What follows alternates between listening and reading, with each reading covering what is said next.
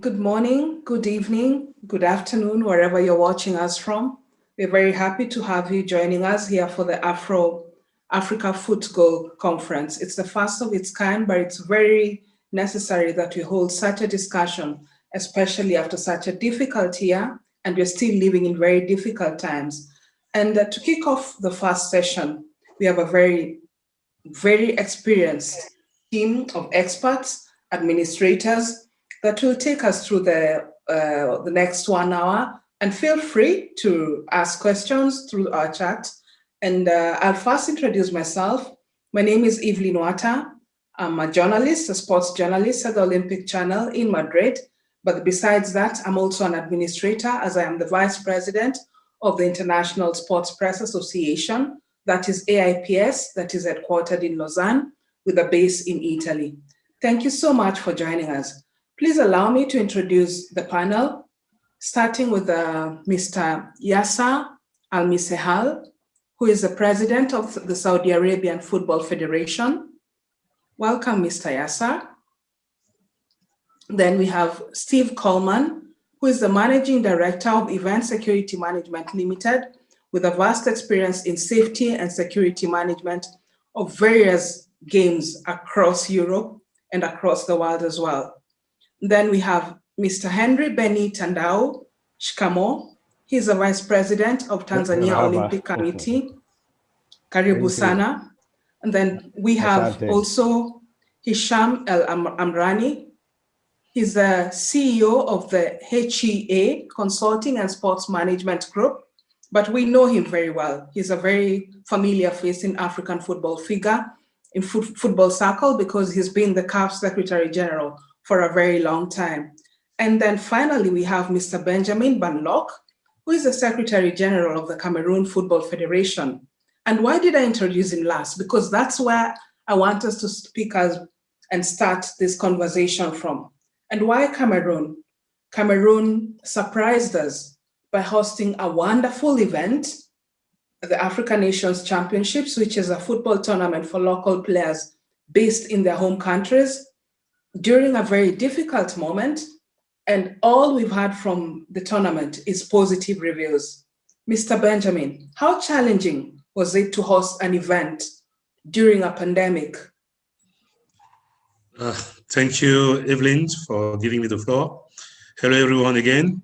Well, it was very, very challenging, like you said, but it was a beautiful challenge, you know. In Cameroon, we usually say, and I'm sure that Mr. Hisham knows it, Cameroon is Cameroon. It's something particular. So, as you know, it was planned already for a few years, and we had many times of changing of dates due to many reasons.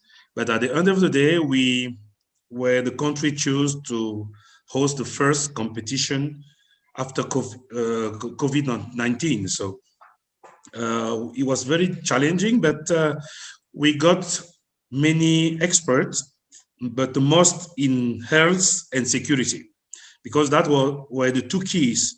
It was the two main challenge to face to make sure that we could succeed this competition. So we had many meetings with the medical commissions and the security commissions. Also, CAF helped us, and as you might know, it was decided just to allow 25% of stadium capacities. But also, very interesting, with this 25%, we had full stadium. It was more crowd than the last AFCON of 2017, because Cameroon is a football country. So basically, it was just totally in accordance with the vision of our president, who decided to give back to football what football gave to Cameroon, because Cameroon is known around the world because of football, mostly. And behind, luckily, we had many administrators, like the former president of CAF was there also to advise us on how to organize everything to succeed this event. So I'm sure that with time you are going to ask me more questions, but basically It was a very interesting one. And like I said, with all those people, we could make it. And we are proud of it. Great. Thank you so much, Benjamin. You mentioned something that is quite, at this moment, everyone, when you mention a tournament or any event happening, everyone just sits back and says, are you really serious? Are we going to really organize this? And I'd like to draw in Mr. Hisham.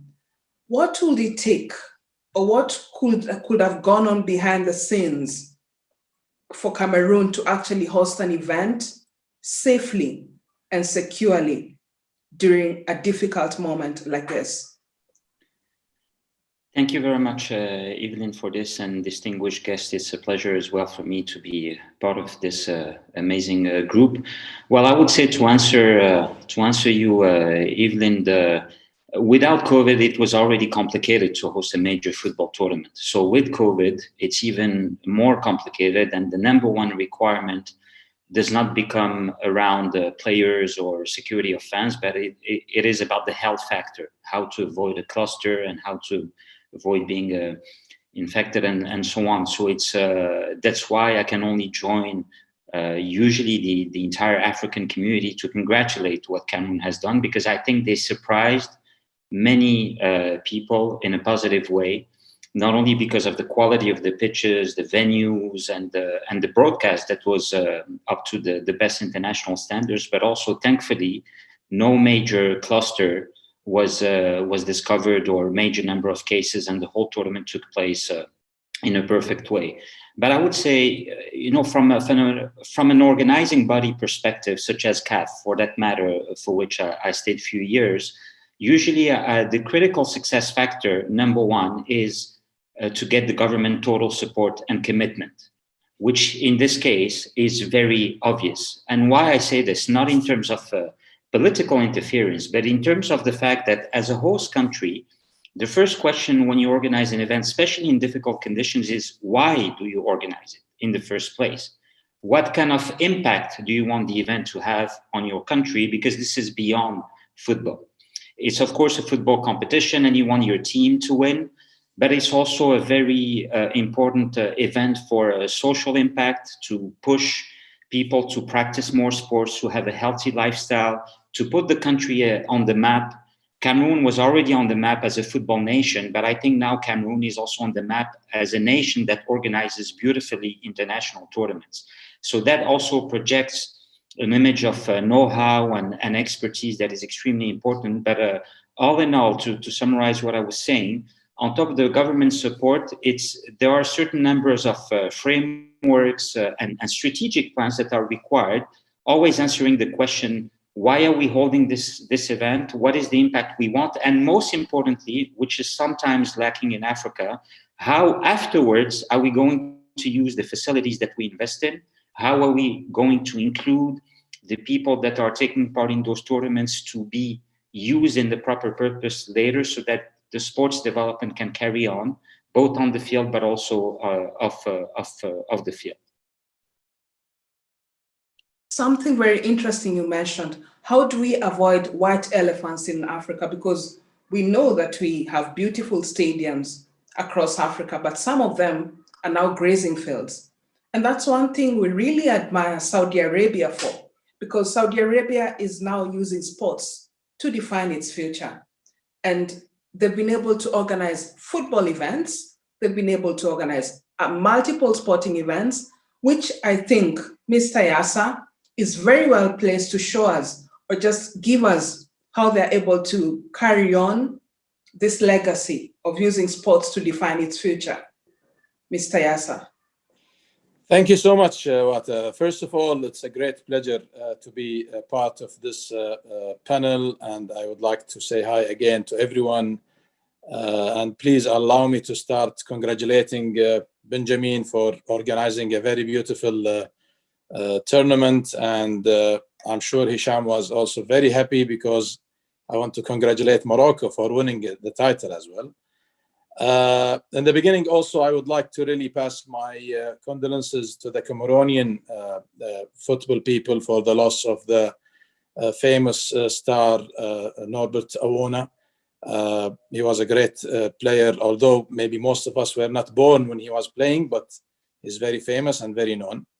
And let me also start with saying that personally, I love African football. I watch African football a lot. I can see 5 of the top national teams in the FIFA ranking of the top 35. 5 of them are from Africa. I watch the Premier League. I see around 47 top talented players playing in the Premier League. 13 African countries participated in the World Cup before. In Saudi Arabia, I would like also to say that we have 3 of our top talented national team players who were born in Saudi. They come from African parents. So Africa is a very beautiful source of such talented players. And we are very happy for me, from the Asian part, to be part of this today. And as you said, in Saudi, actually, we had got a huge government support. As Hisham just said, government support is a vital factor for making a successful organization of any tournament. We've done a lot of tournaments, but mainly talking about football, I think it's a very important question first to ask yourself, why do you want to host a tournament? The second important question is, what is so special about you or your country or your nation to host a tournament? So these are very important factors. And along the discussion, I think we can go over some of the points. And again, I'm very happy to be part of this panel today. Dans ce panel aujourd'hui. Merci Yassa. Et quelqu'un... Your whys. Why do we host football tournaments, or why are we hosting this? Is Mr. Henry from Tanzania. You know, we know Tanzanian football right now. It is the league to watch because they draw the masses. Henry, how do you get to do this in Tanzania? Is it you have the public support, the government support, the enthusiasm is there? How did you get the right mix? Thank you, Evelyn. First of all, let me say thank you for having me on the panel. I'm glad to be on the same panel with these footballing greats. I've been in football for quite some time. Yes, I'm with the Olympic Committee, but I come from the football family. Yes, Tanzanian football has of late made strides. And I think it's because, first of all, we went back to the drawing board. As you know, we had our own share of problems with the management of football in Tanzania. Way back in 2004, we said enough is enough, and we decided to go in Tanzania.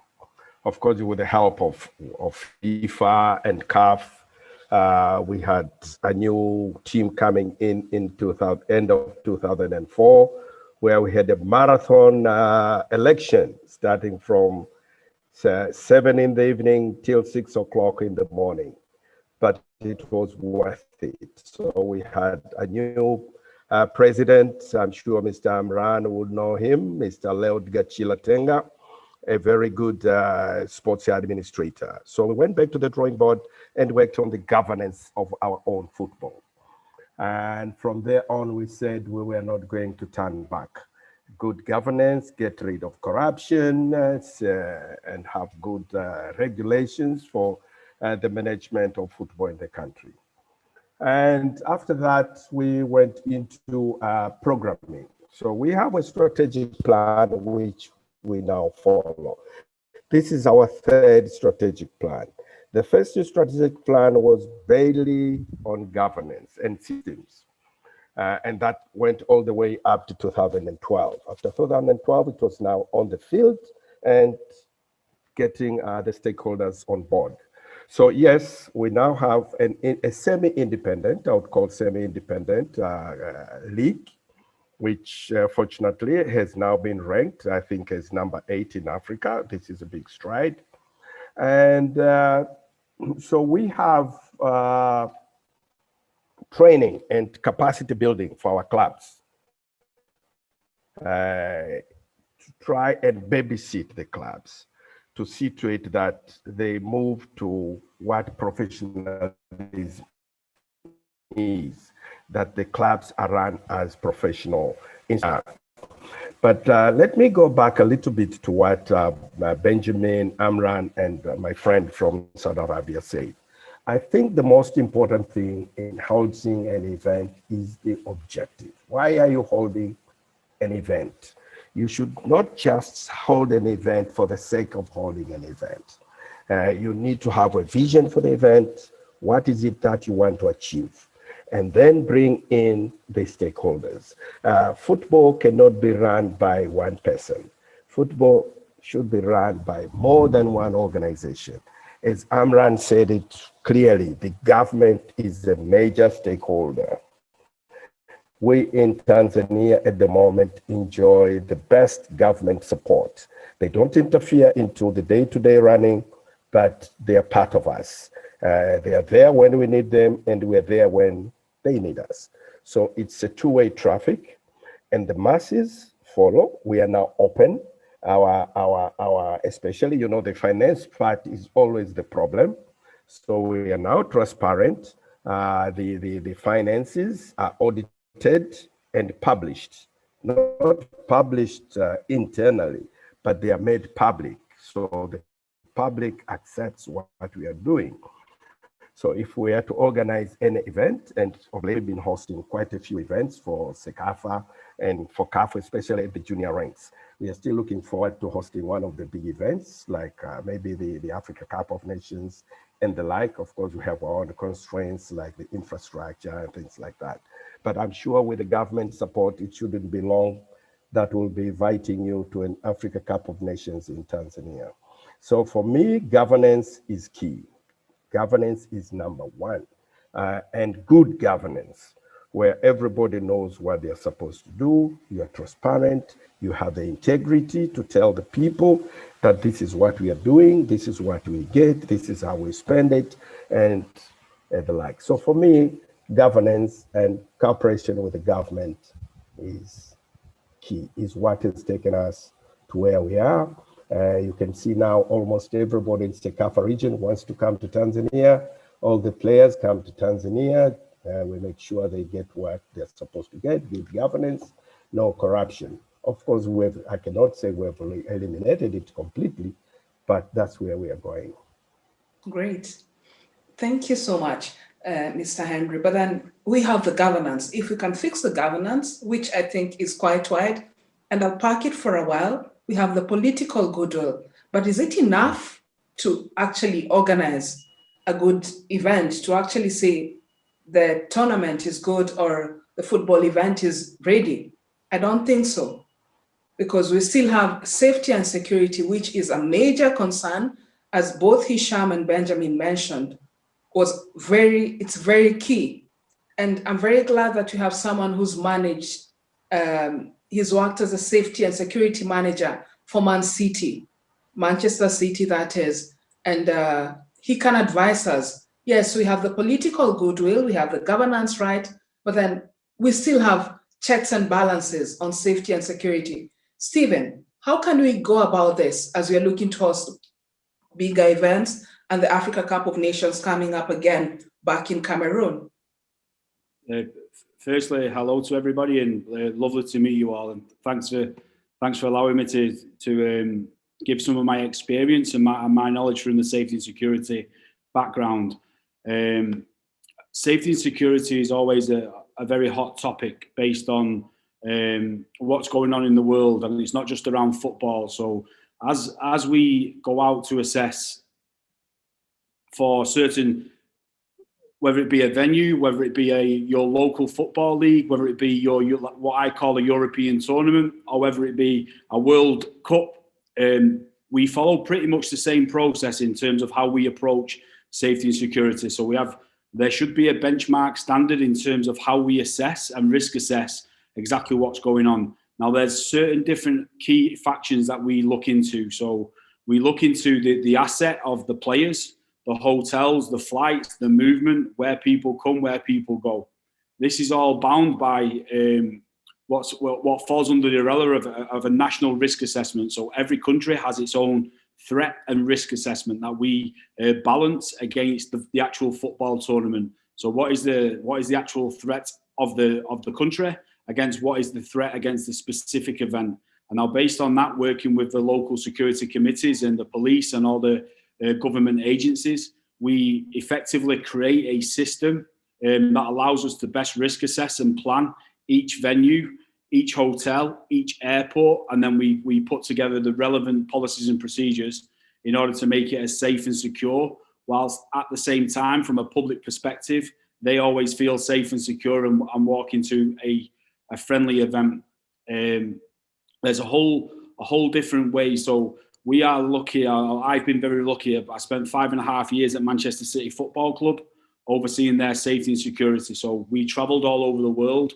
And what we always try to do is get the best practice from everywhere in the world and take that back to Manchester and insert that best practice. And as a collective group with CAF, that's exactly the way that safety and security, the legacy can be built. If every country shares their best practice about how they all coordinate the safety and security of their football tournaments, of their how they do their national levels, how they do their security training, their steward training, all the best practice comes into one central pot, and then everybody takes away that best practice. It then creates a legacy year on year and always improves the safety and security.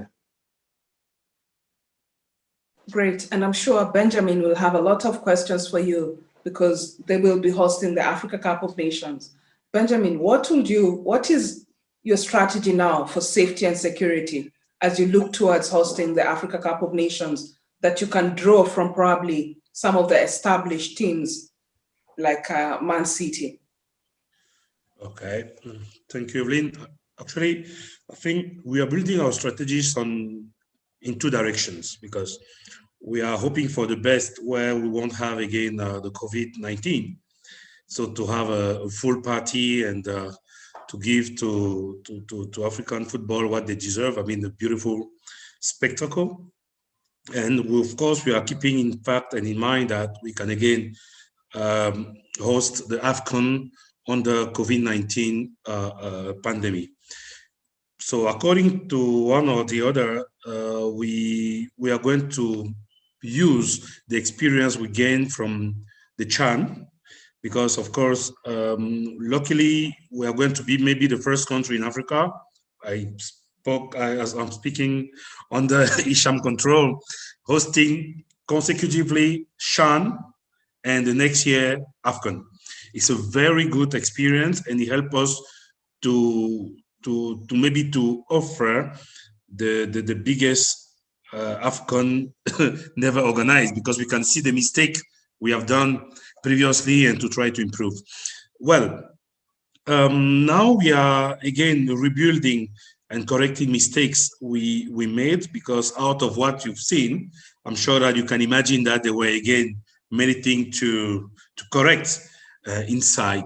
So we are going to start having first a meeting to to list and to see everything which didn't work like we were planning, discuss deeply with CAF under their recommendation, because of course they were kind of godfathering us, if I can say it like that in English. And of course we are also we are going to invite some experts. I hope that we'll stay in touch with Coleman and others, just to make sure that we are taking everything good around the world, like he said previously, to make sure that we are going to give again a very nice AFCON. Actually, there are many questions, because AFCON is almost 100 times what we are doing with CHAN, because we have more venue, more journalists, we have to organize, and you have professionals, which are more complicated than local players. So the challenge again are quite bigger, but we trust the fact that after this one, and with all this kind of initiative, with conferences, asking advice, inviting experts, and I hope we'll manage to convince Hicham to follow. I hope so.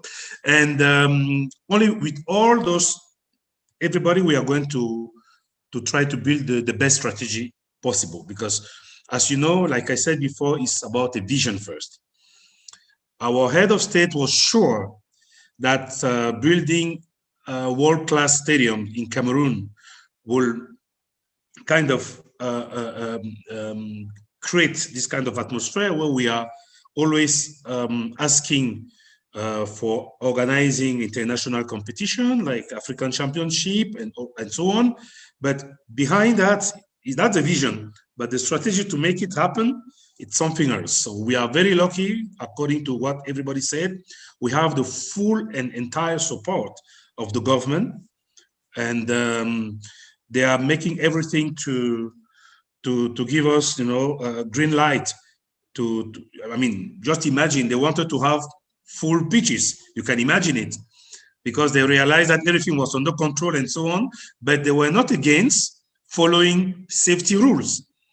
This is something that I have to mention, and we are very happy that our government, with all the support, financial, security, diplomatic support, but they were also following the recommendation. That means we are on our way to build this two-direction strategy, but I cannot tell that much from now, but that are the two directions we are going to work on.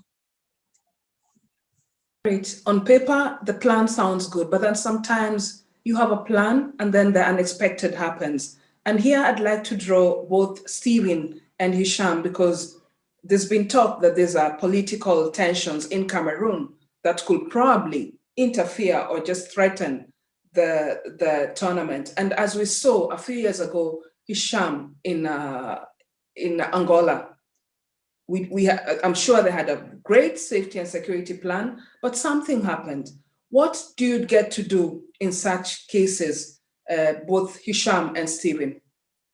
Well, if I may start, in the case of Angola, unfortunately, the damage was done, because for those who do not remember, the Togolese national team decided to travel by road to join Cabinda, which is a province of Angola, and some rebels at that time decided to shoot them, and 3 or 4 people lost their lives. So it was a tragedy, and that lack of coordination at one point, or the gaps in security that happened between the local organizing committee, the teams traveling, the connecting officers, and all of those things, wasted years and years of money and efforts, not only by the Angolan government, but also by the football authorities. And in general, it threw the whole tournament into a turmoil, because before even we started, there was a loss of life, which is not what football is about. So unfortunately that happened, and that showed how important it is to always think in the worst case scenarios, to be prepared for the worst possible options, even if people think that it will probably not happen, and make sure that all the state security apparatus, together with the security experts in football, are aware of the latest benchmarks to be implemented. So what happened in Angola was a reminder that in today's world, you need to take extra precautions and safety measures to ensure that there will be no unexpected events happening like that one. And Stephen, how do you plan for the unforeseen like that? A lot of what we do in our approach to how we secure has each country has its own different mechanism, but a lot of what we do now and the systems that we implement have actually come from things where something has gone wrong. So the Bataclan in France, or the Manchester attack in Manchester, or I remember I was being at, so with the Bataclan, I had 2 of my players, 𝙀𝙀𝙀𝙀𝙀 and 𝙊𝙍𝙀𝙀𝙀𝙀. They was involved. We learned so much from them players in terms of how things were dealt with, what certain aspects did. The same with the Manchester attack, the terrorist attack that killed 22 people in Manchester. And unfortunately, sometimes we have become better as an organization, as a system, because of failings that have happened previously, or where people have infiltrated, unfortunately, the systems that we had in place at the time. So I think the security systems and all the information sharing at government level across all countries is very robust.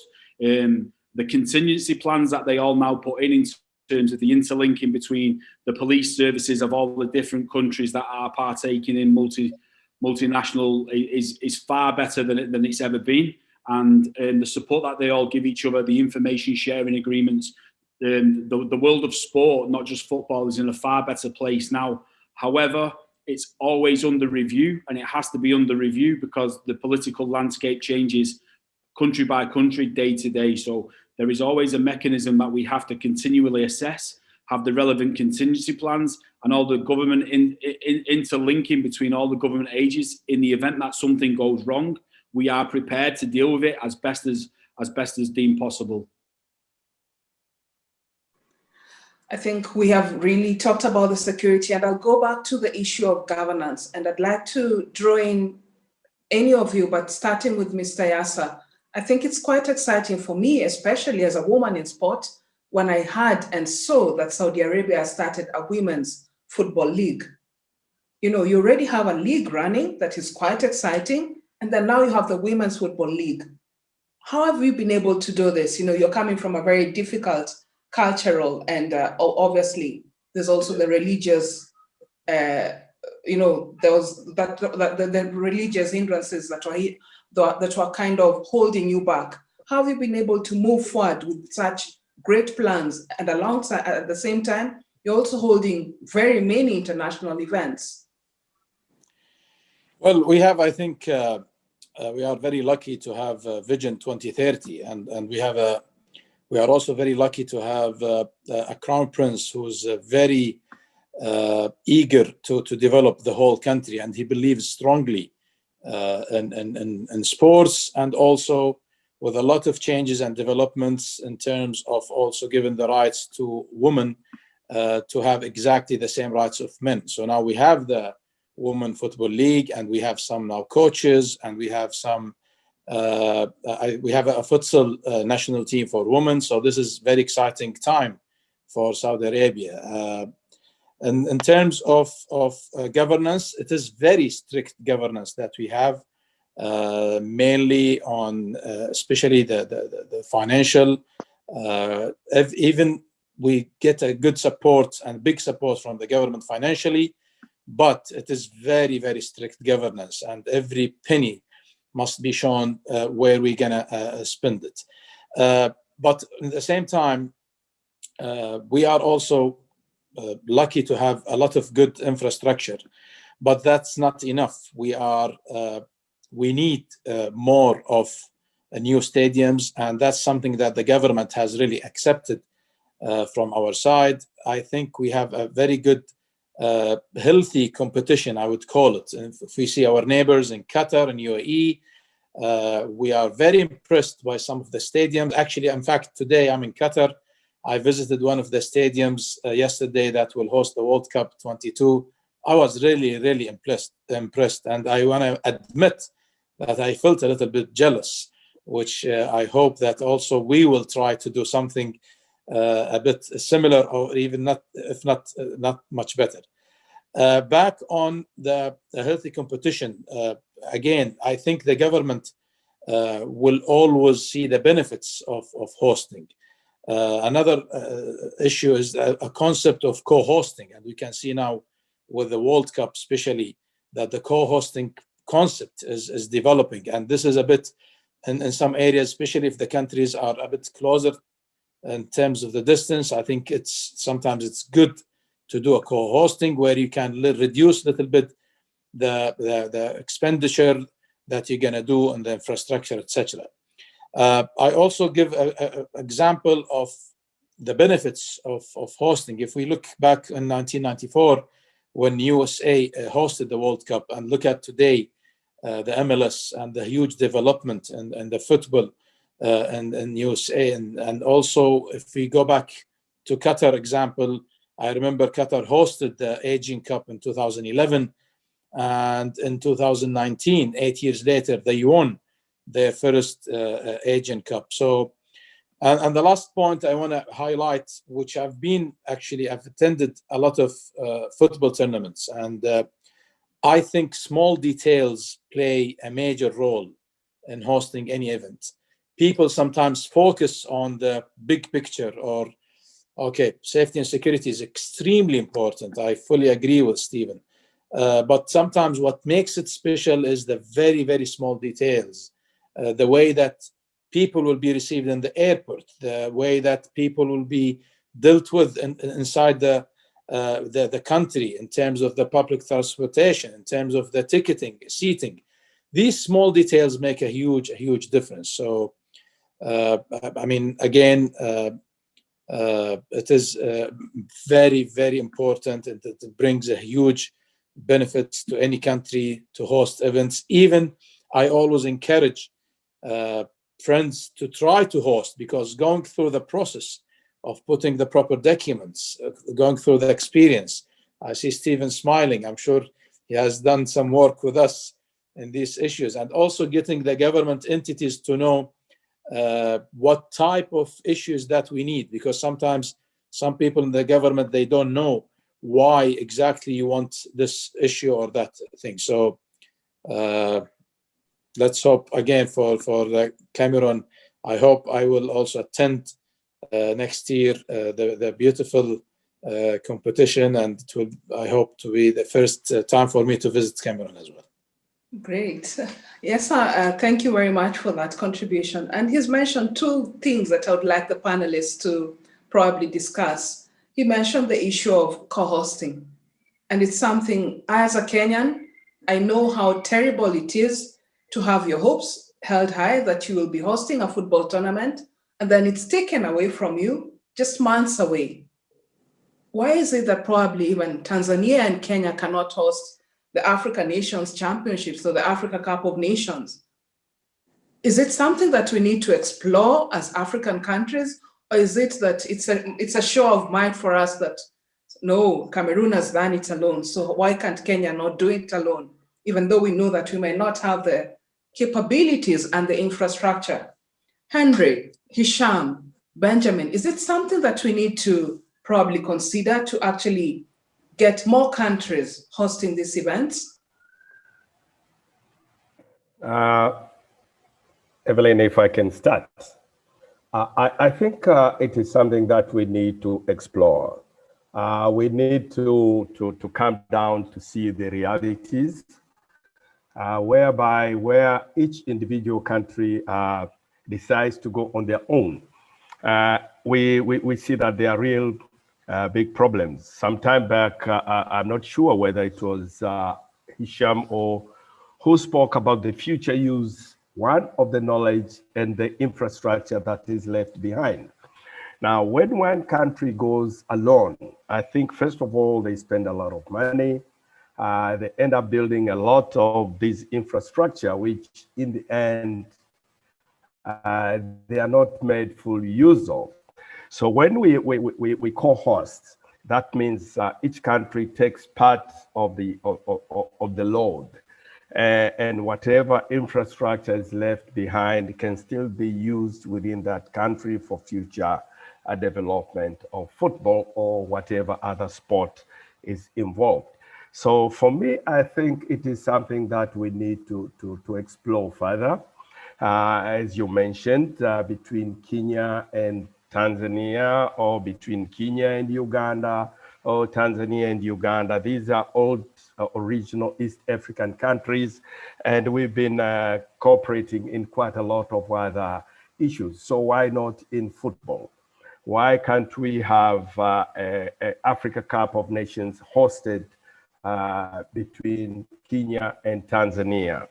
For me, it is something that can be done. I think it is possible.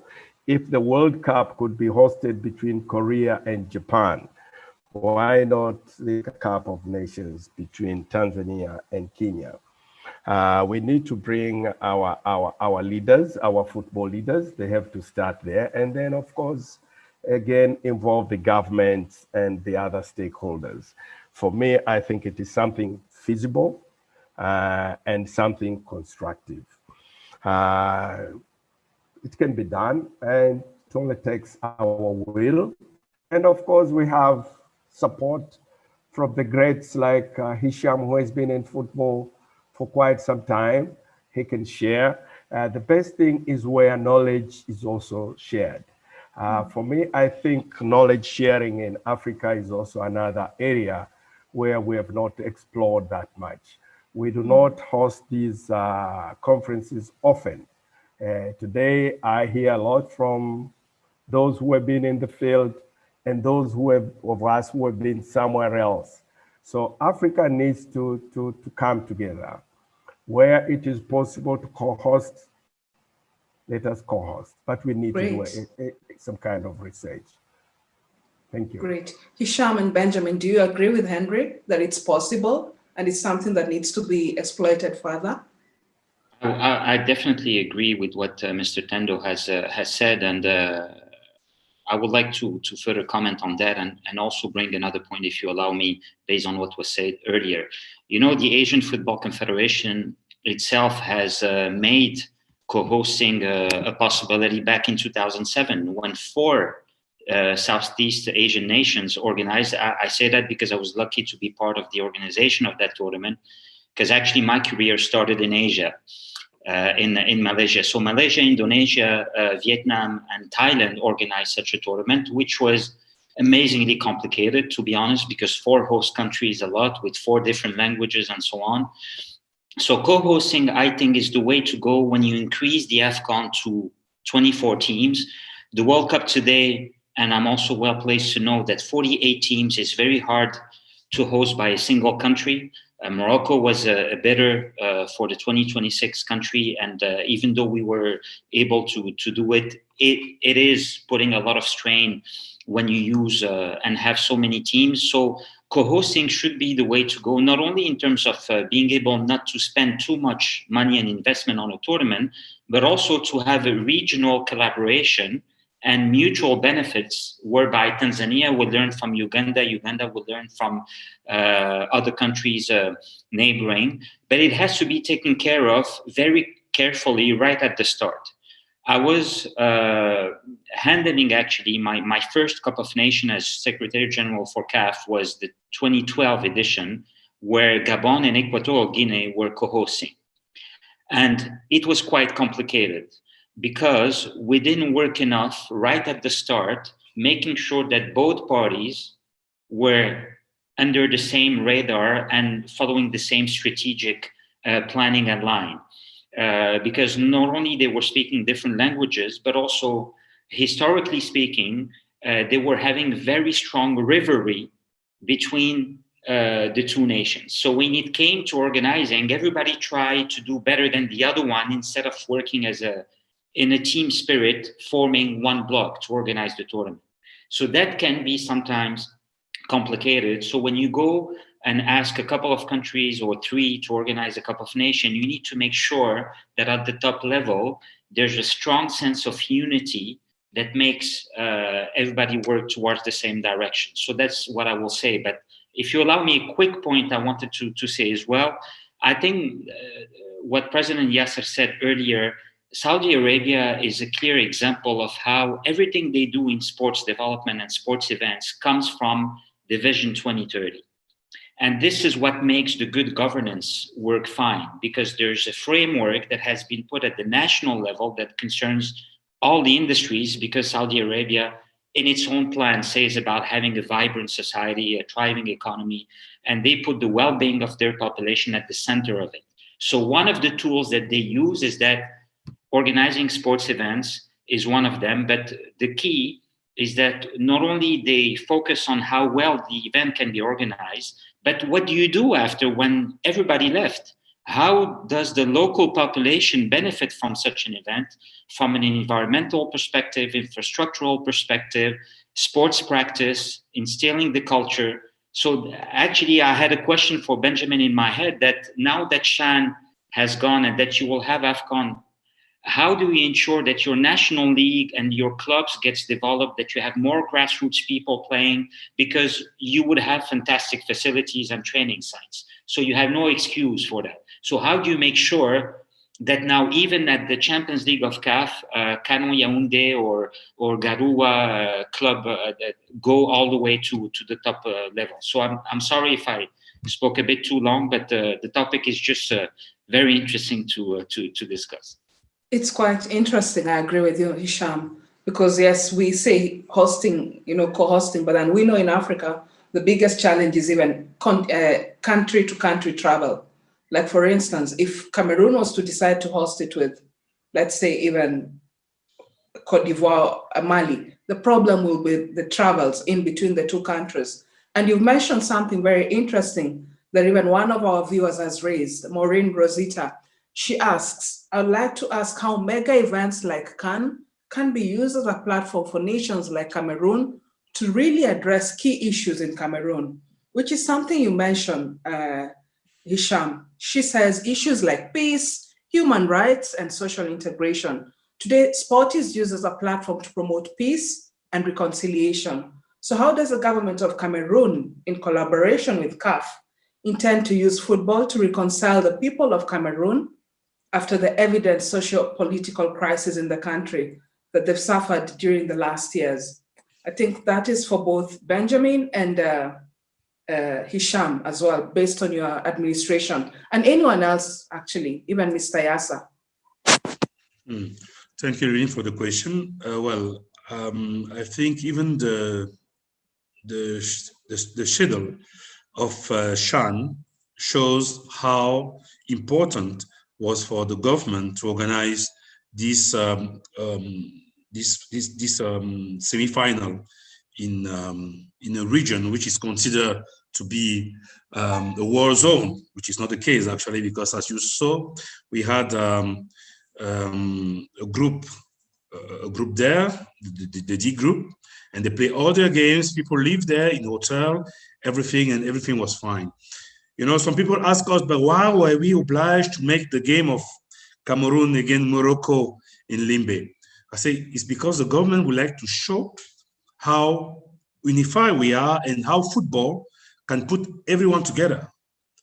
We play there, and don't be, you won't be surprised that population, inhabitants of the region, they are the ones who came to full the 25% we had at the stadium.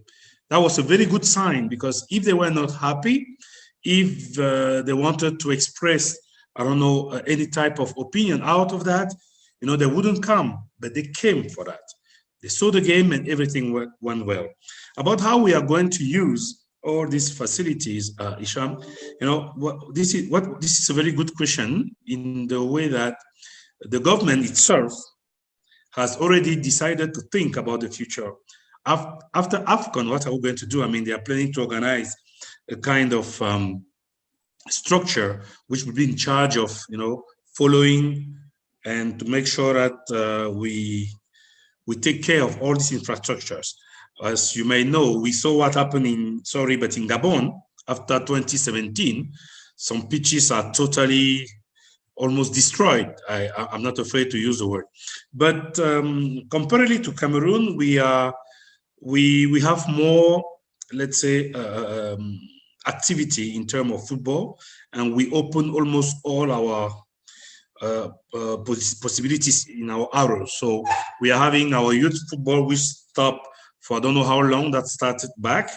Women football league, first and second one, and we are also going to the youth. We have again the amateurs, but the amateurs, of course, are not playing in such type of pitches. And of course, we have the professional league. The demand is high, I have to say it.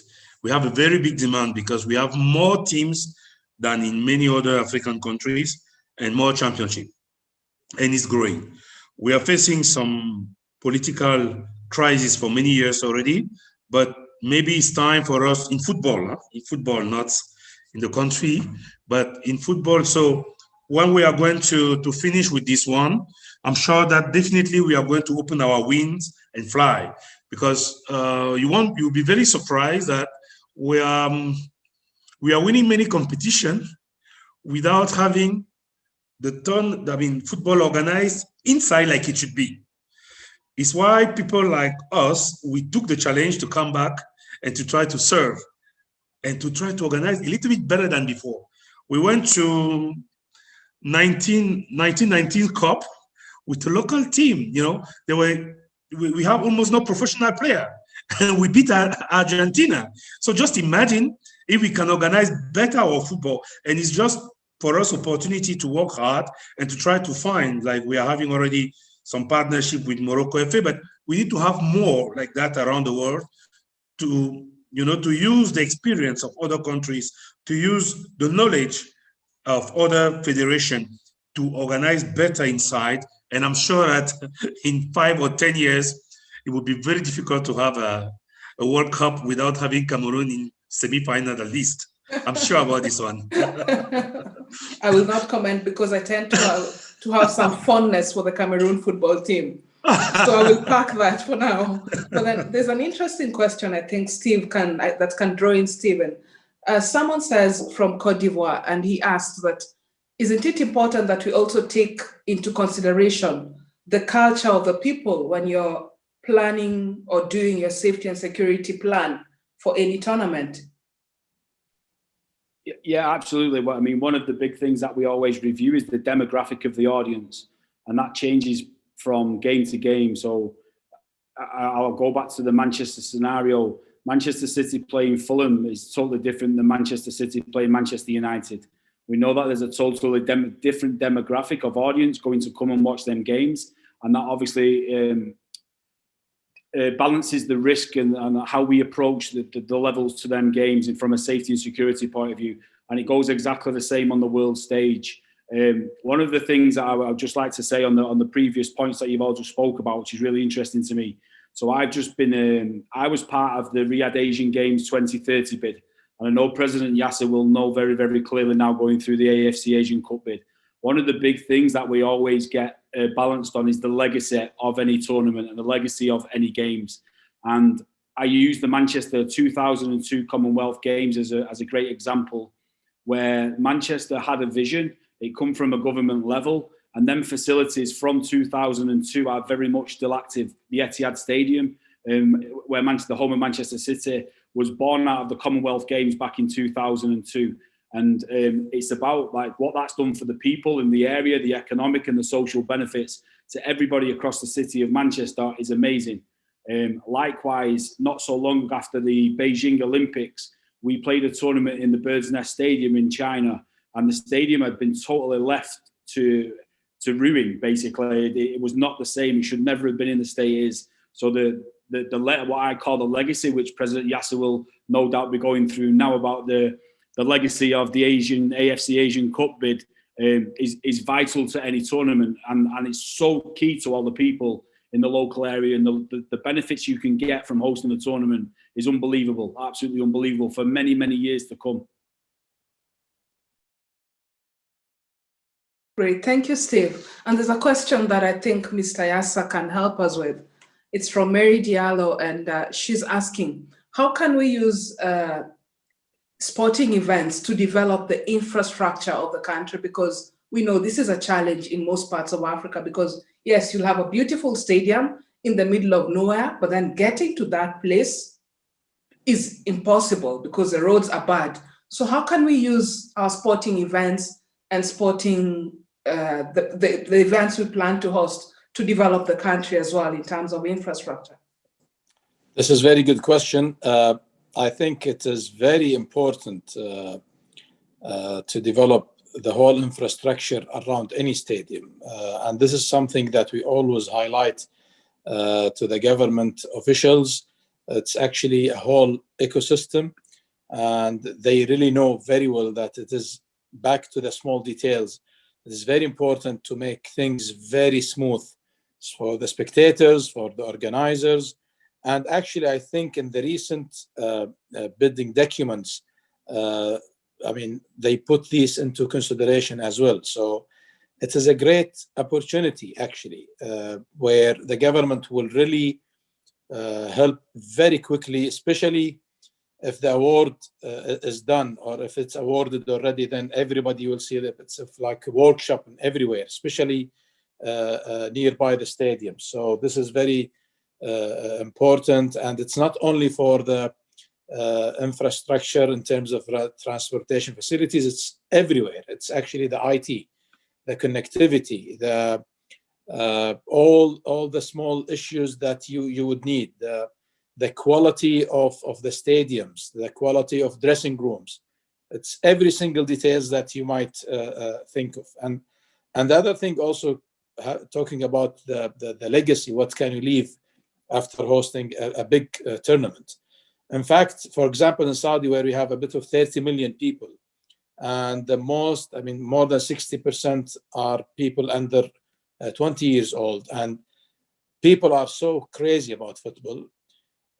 All these stadiums or all these pitches will be overused. I can guarantee that, especially in the coming years. And plus, in terms of our strategy as Football Federation, we are very open to invite all different friends from different national teams around the world. We've actually now, there is the Champion League, Asian Champion League, which will be organized in a centralized venue. We are more than happy to host almost all the 5 groups. Also, we've had some difficulties for our friends in Palestine, Syria, Lebanon 2 years ago, where they needed to play their football matches, and we were very happy to host them. So there will be a lot of usage of all these facilities, inviting these friends to use these facilities. And I'll throw this question to the panelists on the floor. Adama is wondering, what precautions can we take while organizing tournaments during the pandemic? Because we have seen that some countries are taking enough precautions, but sometimes they go over the board, or sometimes there seems to be no clarity in what is expected from one country to another. Because we saw the other day, we've seen teams stuck at the airport for hours because they're waiting to take their COVID tests. We've seen players being stopped or being asked not to play for their teams after arriving in a country because they've tested positive. What can we do, gentlemen? How best can we handle this in Africa? Well, I'll start, even though I'm not an expert, obviously, and I can only wonder what Benjamin went through when organizing the CHAN. But I think there's different levels of requirements, because as an organizer, CAF, for that matter, the Football Federation of Cameroon, does not dictate the laws or the international regulation in terms of COVID protection. So every country has its different set of rules. Every country has, unfortunately or not, a variant or not. Some countries have closed borders. And you have seen the Champions League ties and Europa League ties are being delocalized to other countries because Germany does not open its border currently, and so on. So unfortunately, you have to be very flexible and adapt to what is the current situation within the given circumstances and environments, and just have the right experts together with your teams to answer to the health authorities of the countries in which you operate. I think in this kind of cases, what is critical is proactive communication and good governance in terms of managing that, to avoid any disasters or teams being stranded, or more importantly, teams being infected or people being infected, because this is a health matter that goes beyond football. So it's not a straightforward line or a textbook answer, but there needs to be a respect of the national regulations and what is there, because they are the ones deciding in terms of border openings and not. And based on fulfilling that requirement, then making sure to navigate through your own regulations. But we can see that even UEFA has had to go to other countries to organize matches because of the current situation of COVID. Thank you. I totally go in the direction of Hisham. And I can tell you that, I mean, according to how the pandemic goes in each country, they are adapting their rules. Because, for example, in Cameroon here, luckily, at some point we went down in terms of contamination. But in other countries, for example, I mean, people are dying because of this pandemic. And our challenge was just to make sure that during this competition, we won't have any case where somebody can die because of COVID-19. Luckily, it happened like we were expecting. But for example, when you go in, when you are traveling, before traveling, they ask you to make a test within 72 hours. I think that in Qatar, they block you for 1 day directly, like they block my president yesterday. If you have COVID or you don't, they block you first for 24 hours. You are somewhere and waiting what will happen. In Cameroon, when you arrive, even you did your test in your country, at the airport, they make you another test first, directly there at the airport. So if at the airport they realize that you are maybe positive, you don't go in the hotel with the others. I mean, it depends on countries and on how the pandemic goes. But luckily, we managed, despite the unfortunate situation we had with DR Congo. But at the end of the day, they could play, they could have the squad, and everything went well. But it was not easy. It was very, I answer some question of CAF regarding some issues of tests. We are not doctors. It's very complicated. But at the end of the day, that was not the main issue of the tournament, and we're happy about that. But it depends on each country, unfortunately. We cannot tell that much about that, because if in one country you have 100, in another one you have 28,000 contaminated in one day. I mean, so you have a problem. But let's hope that for AFCON we won't have COVID-19 anymore. That is our prayer every day.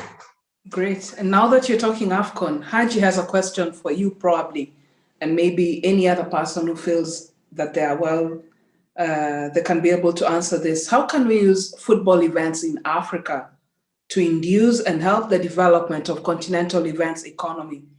Because he says most of the events, like the opening and closing ceremonies, are always given to companies outside the continent. So it feels like the organizers of these football tournaments don't have the trust in the capabilities of Africans to manage these important segments of the events. How can we be able to integrate African experts, African management countries into our events? Well, I think I'm going to answer after Isham. When you want to say something, I always take it first. The experience speaks before. Thank you so much. Very quickly, I mean, if sometimes you see foreign companies doing the opening ceremonies because maybe you don't have available the level of standard you need as part of that opening ceremony or those kind of things. But I think that talent and competence is everywhere. You need to nurture it and you need to combine it. But I think what is important is not the event management company you select at the opening or closing, is what you do of stadia, for example, as the main ingredient of a football tournament.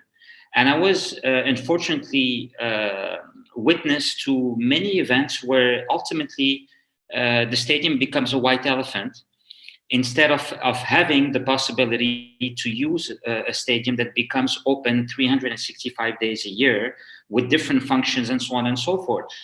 Some 15 or more years back, I was lucky to visit the stadia in England, or like in Bolton or other areas where they had hotels, marriage facilities, conference system, educational workshops, athletics, different sports. And basically the stadium was open 360 days a year.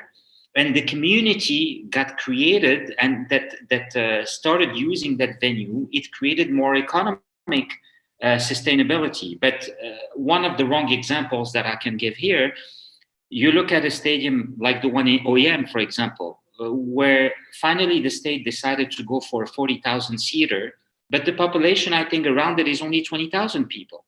So you have to be in line with what makes sense, so that actually the stadium becomes a platform for the community to use it for different purposes, for entertainment, not only for football, because also at the end, there's a lot of maintenance costs.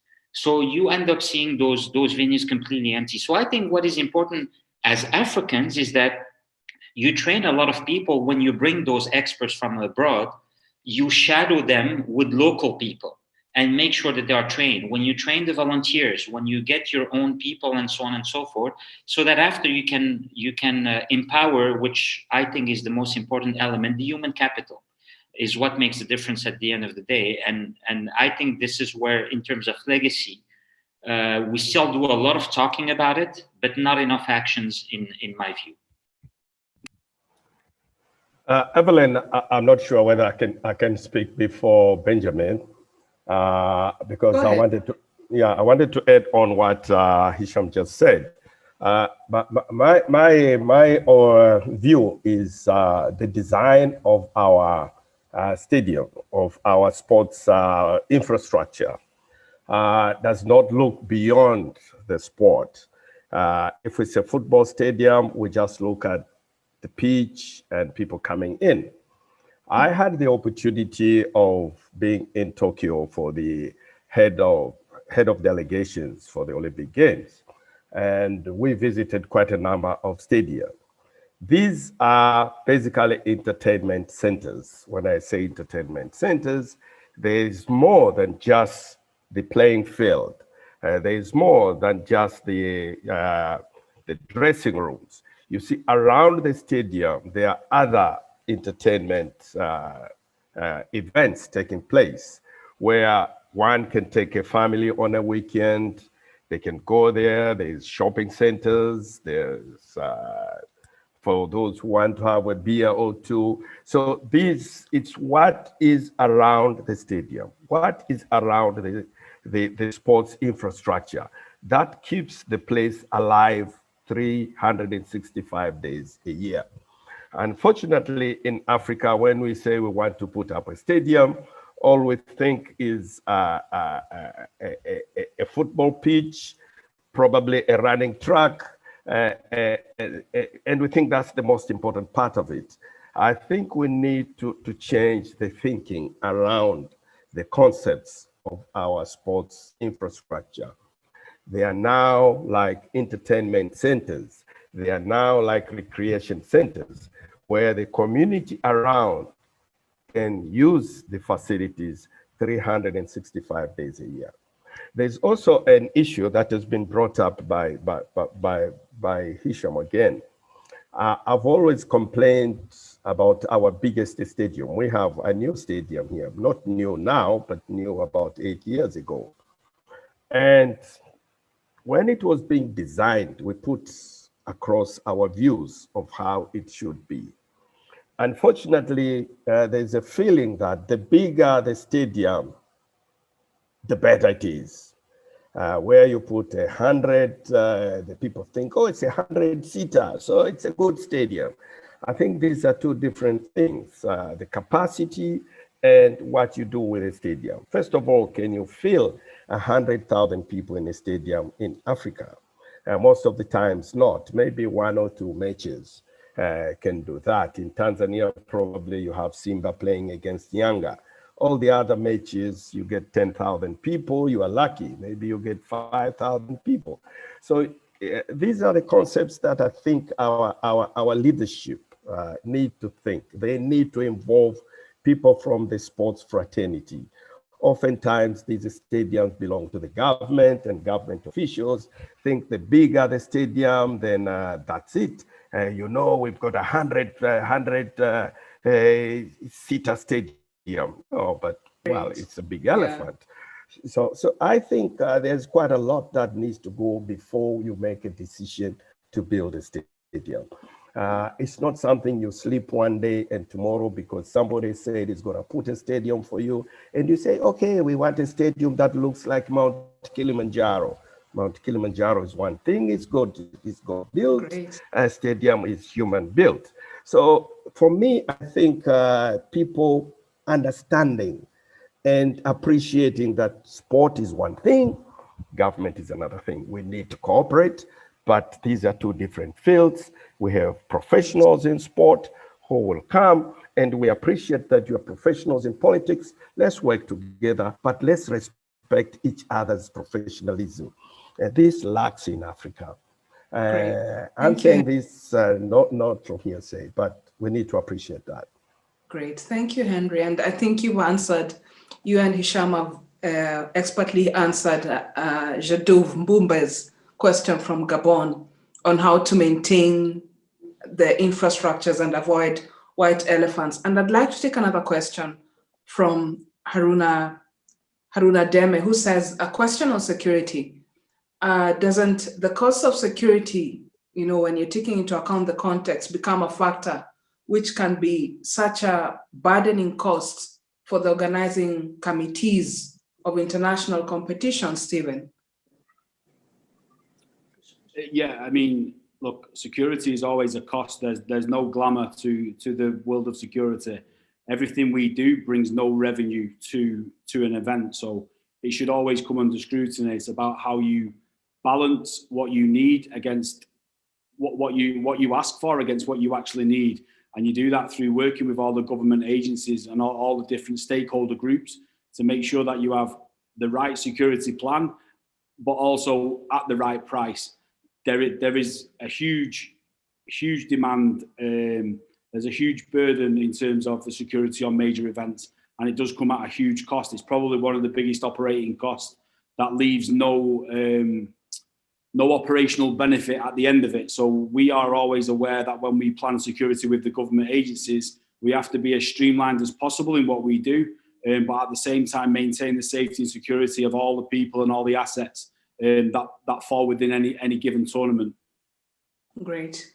Thank you very much for that. And there's also a question which I think Mr. Yasa can help us with, because one of the challenges in Africa is that we have a lot of good sports structures, but the management of these structures is given to the government, who sometimes are overwhelmed or just have too much on their plate to be able to maintain these infrastructures. So what strategy, for instance, does the Saudi government use to help develop and just put into better use some of the infrastructures that they have? Well, we are actually lucky that football is sport number one by far in Saudi Arabia. So I remember in some old stadiums, we used to have a lot of running tracks, and now with the new stadiums, these are only for football purposes. So I think we are very lucky to have a government that knows that you need to have a special stadiums for the use for the football only. And it is very important to engage the government officials and show them how important and what kind of benefits the whole country will get. I know sometimes in some areas, in some countries, this is a bit sensitive issue where that some of the government's officials might a little bit interfere in other aspects, but we are very transparent, and we show the whole regulations. And as I said, we are very lucky that the government officials that we are dealing with, they know exactly what is their role and how important their support is. And also, we know how to engage with them and how to explain the importance of especially having a very effective and beautiful infrastructure that could benefit also the country as a ecosystem in general. Wata, do you allow me to just, I'm very, very sorry that I really need to jump for another meeting. And no problem, please go ahead. Go ahead, please. A bit very exciting time. I did not expect it's already almost an hour and a half. I was extremely excited to be part of this panel. Wata, you are a great moderator, and I really like to thank all the gentlemen, and I hope we can be in touch together in the near future. And please all stay healthy and stay safe. And please, sorry, and I really enjoyed it a lot. And all the best to everyone. Great. Thank you so much, Mr. Yasa. Bye-bye. Thank you. And thank you so much. And beyond the legacies, I think this will be one of our last questions. Maktandia is wondering, beyond the legacy, the facilities, the organization, how do you measure the impact in terms of the key performance indicators on capacity building, technology transfer? Do you have a continuous training system which will help improve the sports organizations in terms of human resource? I think Hisham and Benjamin, you're well placed to answer this. Thank you very much. There are not enough sophisticated measures to be able to have KPIs indicated when it comes to events. And I'll give you just my own reality when I was at CAF. Because the difficulty with CAF is that it has an AFCON every 2 years, and when you don't have an AFCON, you have a CHAN. So you have a major event every year on top of the youth competitions and the very hectic calendar. So CAF organizes about 1,000 games per year when there's no COVID, of course. So in an ideal way, you always need to sit with the host country and the organizers and decide what are the different levels of results you need to measure. And you start with the impact that the host country wants to have in terms of do they want to change the perception of the country, like Cameroon is rightly doing so? Do they want to attract more investors and so on? And then you need to establish indicators in terms of, okay, if you organize a World Cup or an AFCON, how many jobs you want to create in the sports and entertainment sector, and you fix a figure based on a study, or you work on how much revenues you want to generate. And then you can talk about more intangible areas like skills that you need to transfer from what the country has learned into the local people that will be operating ultimately into this. But usually that work is not properly done because people are just focusing on the next fire to extinguish, which is, we're transporting the pitch from Spain all the way down to Malabo, or we are running to make sure that we have a broadcast deal because coverage is not guaranteed everywhere. So usually it's a matter of proper planning and good governance. Because we always have one tournament after the other, there needs to be a proper planning that allows for people to have enough time to sit ahead of this and look at what needs to be done. Because ultimately, even myself, when I was getting close to a tournament, you cannot have those kind of strategic discussions. It's too late. You're now on full operational mode. So you need really to indicate what are the performance indicators well in advance and have the proper people to discuss that with the local organizing committee, with the host country, so that the proper things can be done, so that you avoid having crazy big stadiums built in the middle of nowhere, but have something more that has a human reality that will serve the community afterwards, so that you can put that community at the center of every plan you do. And that's why I'm very happy to see what Cameroon has been doing and what they will achieve with AFCON, because then after what they can do with all those facilities and know-how and focus for the development of the sports industry in general, not only football, will be amazing. But I guess they already have indicators and what kind of impact it can generate.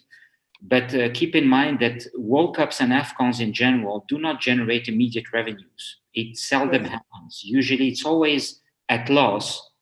The income comes at a later stage if you properly use the legacy of such a tournament. Okay, Benjamin, briefly, is Hisham correct in that in terms of KPIs after organizing a football event like CHAN and what you look to host in a few months again? Well, I mean, what I can say very quickly is that we didn't consider that option at the beginning because we wanted first to show that Cameroon was ready. You know, that we had this issue around all the world because people were saying that we might be not ready to host this kind of event and so on. So we were really focused on showing first to everyone that yes, we were ready and that we can host AFCON. So we really messed it up. And in the other side, due to COVID, we couldn't make some projection to try, you know, to make a clear strategy on what we're expecting. But me, I have a management background, and it's very important, even for state, because, you know, when state is investing, it's not like a private who is expecting return directly.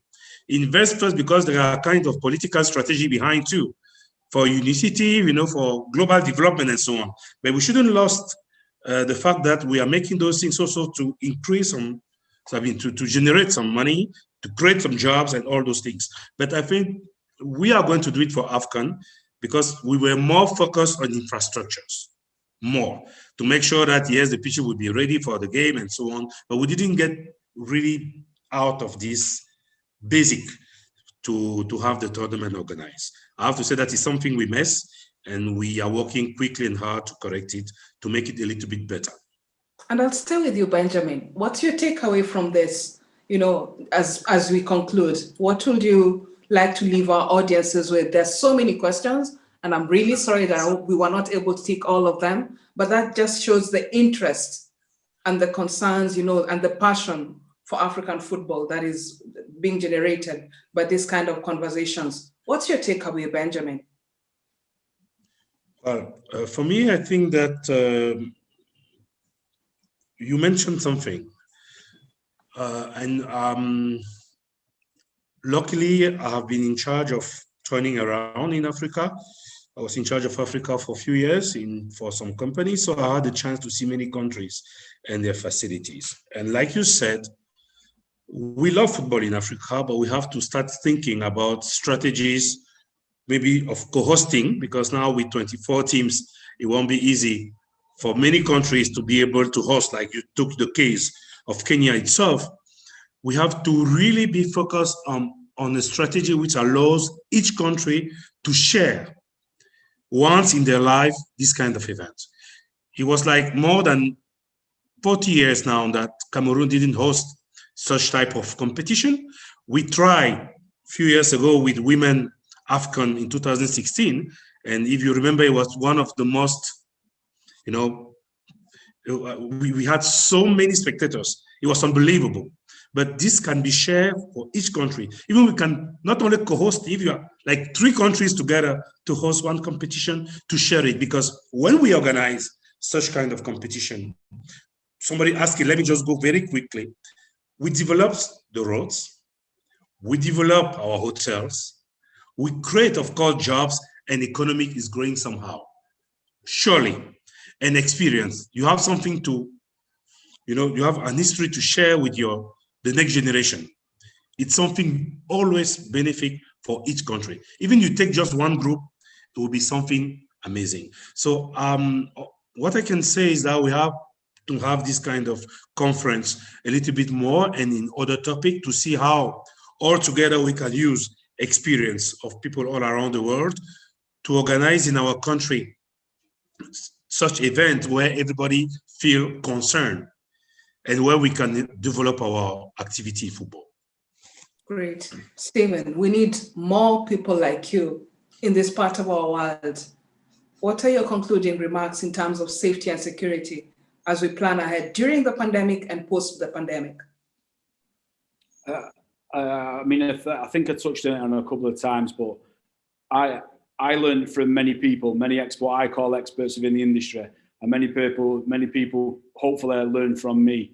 And elements like this, where we can all share best practice and knowledge, is so powerful. And I'm so lucky in all the organisations that I work with to work with some of the best in the industry, and where I can ever be of assistance to bring in my knowledge from major sporting tournaments and the likes of me, and likewise people from Africa, where they come to the UK, like sharing best practice is exactly how we all move on. That's how we continually develop ourselves, our policies, our procedures, our standards, from a governmental level to an operational level to the cleaner who's working the stadium type level. Like, there's so much benefit to sharing best practice across all different levels, and conferences like this are amazing in doing that, because everybody who sits on this call, you can see the passion when they talk about what they do, and that's exactly what football does to people, and that's the beauty of football. And as many people say, there's a phrase in the UK